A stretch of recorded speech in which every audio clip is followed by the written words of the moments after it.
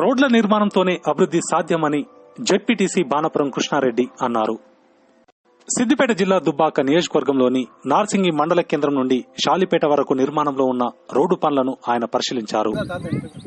ఈ సందర్భంగా ఆయన మాట్లాడుతూ, మండల కేంద్రమైన నార్సింగి అభివృద్ధి చెందాలంటే చుట్టుపక్కల గ్రామాల నుండి వచ్చే ప్రజలకు రాకపోకలు సాగించడానికి లింక్ రోడ్లు అవసరమని తెలిపారు.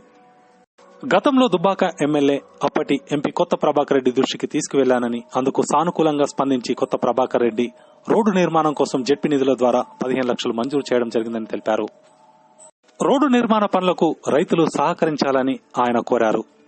ఉద్దేశంతోనే గౌరవ ఎమ్మెల్యే అప్పుడు ఎంపీ కొత్త ప్రభాకర్ రెడ్డి ఉండే, ఇప్పుడు ఎమ్మెల్యే గారు అప్పుడు ఉన్నప్పుడు దీనికి 15 లక్షల రూపాయలు దీనికి జెడ్పీ నిధుల నుంచి షాలిపేట రోడ్ నుంచి రైల్వే ట్రాక్ వరకు ట్రాకు కల్వర్టు నిర్మాణానికి మరియు గ్రావెల్కు జిల్లా పరిషత్ నుంచి 10 లక్షలు, ఇవి ఒక 15 లక్షల రూపాయలు, మొత్తం 25 లక్షల రూపాయలు మంజూరు చేయడం జరిగింది.